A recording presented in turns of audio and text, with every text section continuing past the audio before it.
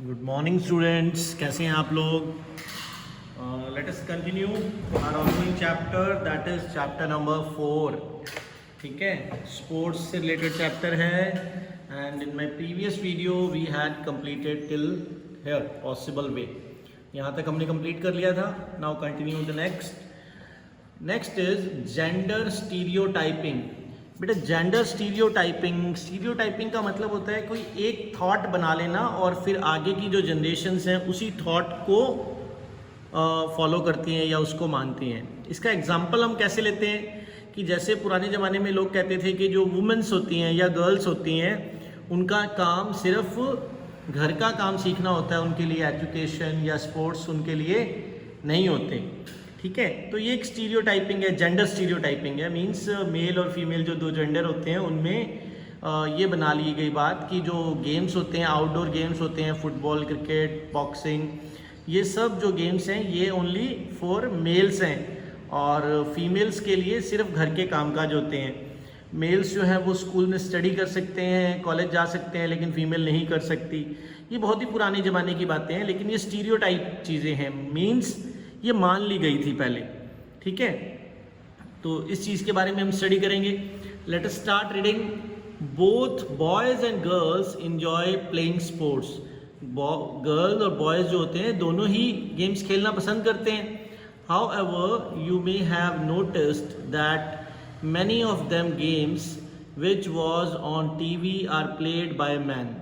आप टीवी पे जो भी ज़्यादा से ज़्यादा गेम्स देखोगे आप उनमें ये देखोगे कि जो मैन होते हैं वही वो आपको गेम खेलते हुए दिखेंगे। Even at home sometime boys are expected to play sports while girl are expected to help out at home. Even हमारे घरों में भी कुछ जगहों पे ये देखा जाता है कि जो लड़के होते हैं, बॉयज़ होते हैं, उनसे एक्सपेक्ट किया जाता है कि वो कोई ना कोई स्पोर्ट्स खेलने जाएँ और गर्ल्स से एक्सपेक्ट किया जाता है कि वो घर के काम में हेल्प करें।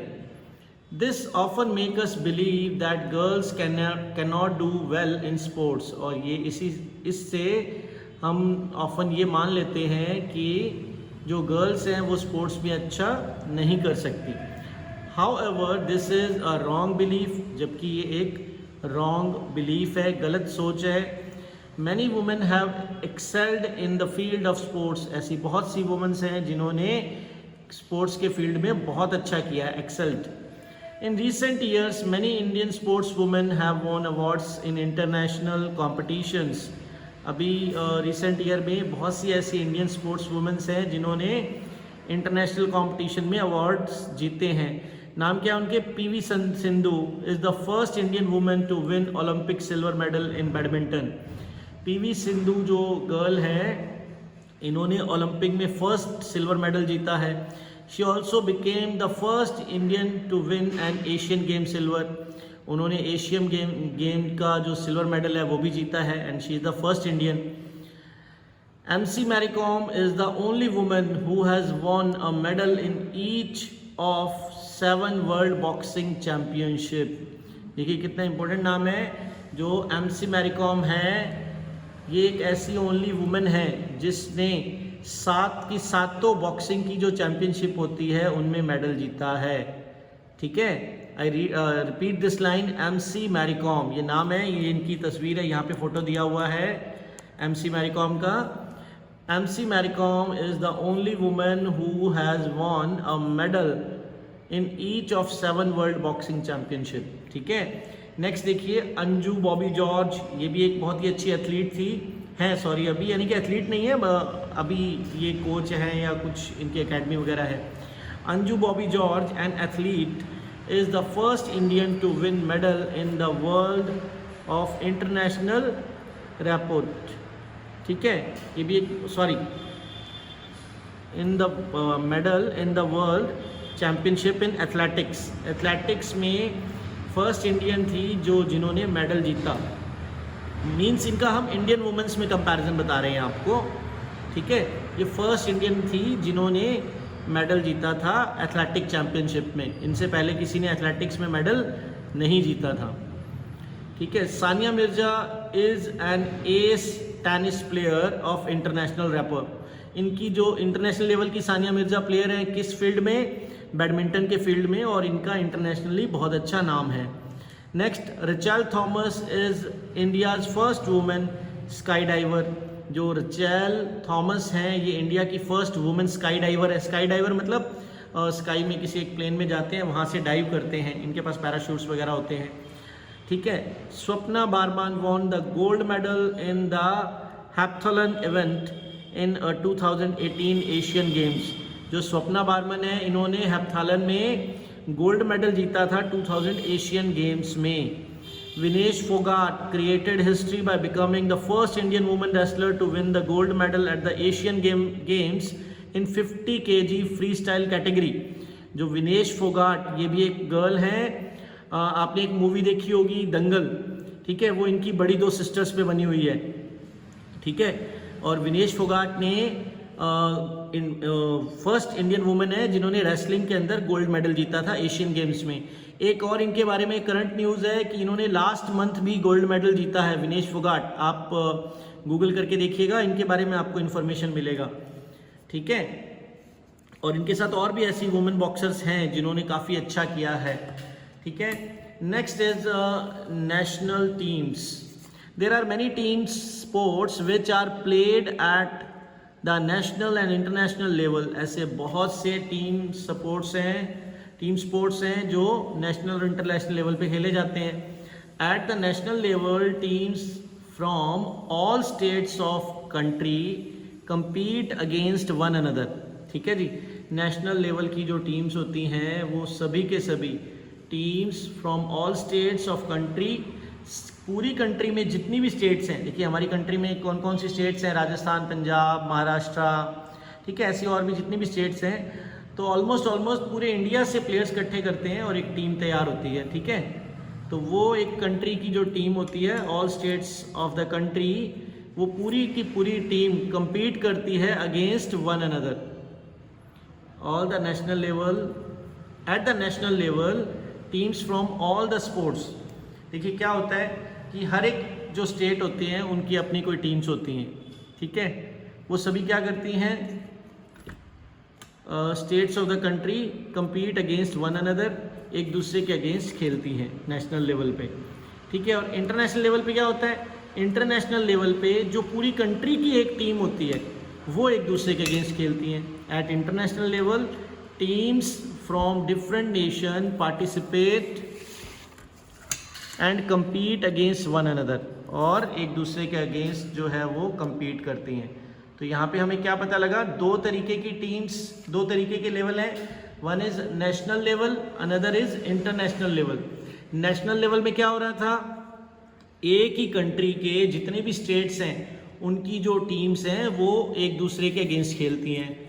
और इंटरनेशनल लेवल में क्या हो रहा था, कंट्रीज की टीम, पहले क्या था, स्टेट्स की टीम कंट्री के अंदर खेल रही थी, फिर कंट्री की एक टीम तैयार होती है और वो किसी दूसरी कंट्री से या और अदर कंट्रीज के अगेंस्ट खेलती है, तो वो हो जाता है इंटरनेशनल लेवल। ठीक है। Now read the next line. In such cases each team represent their country. In cases में क्या होता है कि ईच टीम, हर एक टीम जो होती है वो अपनी कंट्री को रिप्रेजेंट करती है। Next is India to has national team each for football, cricket, hockey etcetera. India की भी हर गेम की अपनी एक नेशनल टीम है। ठीक है। And national team are usually run, managed and funded by government. जो नेशनल टीम होती है वो, उसको फंडिंग कौन करता है, उसको मैनेज करना, रन करना, मतलब उसके खर्चे उठाना, उस टीम को तैयार करना। ठीक है। तो ये सब काम कौन करता है, by the government. Members of the team are selected from best players across the country. जो मेंबर ऑफ टीम होते हैं, टीम में कौन खेलेगा कौन नहीं, उसके लिए कौन सिलेक्ट करता है, are selected from the best players across the country. पूरी कंट्री में जो भी बेस्ट प्लेयर्स होते हैं उनको सिलेक्ट करके टीम बनाई जाती है। Similarly other countries also have their on national teams in various sports. और ऐसे ही दूसरी जो कंट्रीज़ हैं उनमें भी उनकी नेशनल टीम्स होती हैं अलग अलग गेम्स के लिए। ठीक है। Next topic is championship. Championship are world's most popular supporting events. जो चैम्पियनशिप्स होती हैं वो वर्ल्ड की सबसे मोस्ट सपोर्टिंग इवेंट्स होते हैं, जो बहुत ज़्यादा पॉपुलर स्पोर्टिंग इवेंट्स होते हैं। These give us an opportunity to watch the world best sports person play. इनसे हमें अपॉर्चुनिटी मिलती है कि हम वर्ल्ड के सबसे बेस्ट जो स्पोर्ट्स पर्सनस हैं उनको खेलते हुए देख सकते हैं. These competitions are held between different national teams. ये जो competitions होते हैं वो अलग अलग डिफरेंट नेशन की टीम्स के बीच में होते हैं and are usually held in 4 और 5 years, और ज़्यादातर ये 4 से 5 सालों के बीच में एक ही बार होता है. The FIFA world cup is one such event. FIFA world cup, FIFA जो है वो फुटबॉल की एक जो कमेटी है पूरे इंटरनेशनल लेवल पे, तो ये फुटबॉल वर्ल्ड कप करवाती है. ठीक है, तो एक ऐसा इवेंट है FIFA world cup. It is a championship that decide the best football team in the world. ये चैम्पियनशिप क्या डिसाइड करता है कि कौन सी टीम जो है फुटबॉल की पूरे वर्ल्ड में बेस्ट है. The best football team in the world. Teams from different nation are divided in groups. अलग अलग नेशंस की जो टीम है उनको पहले ग्रुप्स में डिवाइड करते हैं. Each team play against all the team listed in the group. और हर एक ग्रुप के अंदर जो टीम होती है वो उस ग्रुप के अंदर जो बाकी की टीम होती है उनके अगेंस्ट खेलती है. Finally the winners from each group compete against one another to decide the best team. ठीक है, और जो विनर होता है वो क्या होता है, the winner from each group. अब जितने भी ग्रुप में डिवाइड किया था उन सभी में से जो विनर्स होते हैं फिर वो एक दूसरे के अगेंस्ट खेलते हैं. ठीक है, और फिर फाइनली एक बेस्ट टीम डिसाइड होती है. Similarly, the cricket World Cup is held every 4 years to decide the best team in the world. ऐसे ही क्रिकेट का वर्ल्ड कप भी होता है आफ्टर एवरी 4 years, 4 साल में एक बार. While these are championship for specific sports, जैसे ये कुछ स्पेसिफिक स्पोर्ट्स के लिए चैंपियनशिप थी, फीफा वर्ल्ड कप था या क्रिकेट वर्ल्ड कप था. FIFA world cup only for football, cricket world cup only for cricket. वैसे ही क्या होता है, the Olympic is the largest supporting event in the world which include number of different sports. ऐसे ही Olympic जो है वो world में सबसे बड़ा सपोर्टिंग इवेंट है. ठीक है, लार्जेस्ट. और इसमें क्या होता है, it include number of different sports. इसके अंदर बहुत सारे स्पोर्ट्स होते हैं such as athletics, archery, shooting. कौन कौन से, एथलेटिक हो गया, आर्चरी हो गया, शूटिंग हो गया. इसके अलावा भी बहुत होते हैं, ये तो थोड़े से एग्जाम्पल है. ठीक है, it has both individual and teams competing against one other. इसमें दोनों ही तरीके के गेम्स होते हैं, टीम गेम भी होते हैं और इंडिविजुअल गेम भी होते हैं. The Olympics are held every 4 years. Olympic भी हर 4 साल में होता है एक बार. And hosted by different countries each time. और हर बार किसी अलग कंट्री में होता है. Almost every nation in the world participate in this event. और ओलंपिक में ऑलमोस्ट वर्ल्ड के जितनी भी कंट्रीज़ हैं वो सभी पार्टिसिपेट करती हैं. बहुत कुछ एक छोटी सी थोड़ी कंट्री होती है जो पार्टिसिपेट नहीं करती. Next is local and traditional games. There are many games in India which are played at local level. ऐसे बहुत से गेम हैं इंडिया में जो लोकल लेवल पे खेले जाते हैं. Local sports are played traditionally in different part of the country. ठीक है, लोकल स्पोर्ट्स जो होते हैं वो ट्रेडिशनल तरीक़ों से कंट्री के अलग अलग पार्ट्स में हम खेलते हैं. India has a rich tradition of local games. India का जो लोकल गेम का ट्रेडिशन है वो बहुत ही रिच है. मीन्स अलग अलग जगहों पे बहुत सारे अलग अलग टाइप के गेम्स खेलते हैं. Some of the many traditional games that develop in India are chaupat, gilli डंडा, ऊंच नीच, स्टापू, खो खो, कबड्डी, लंगड़ी टांग. ये सब आपने नाम सुने हुए ना, ये लोकल गेम्स हैं. ठीक है, many more. A few of these games are played even now. इनमें से कुछ एक गेम्स हैं जो आज भी खेलते हैं बच्चे.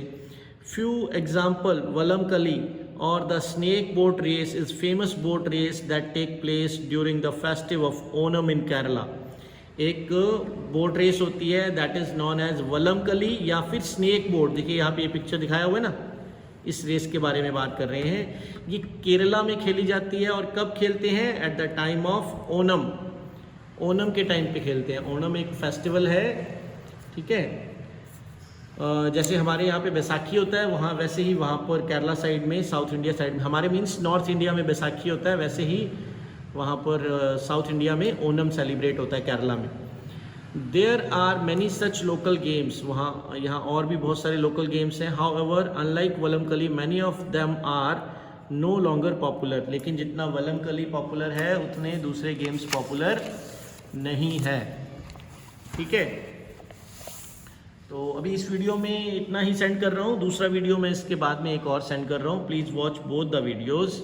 Thank you.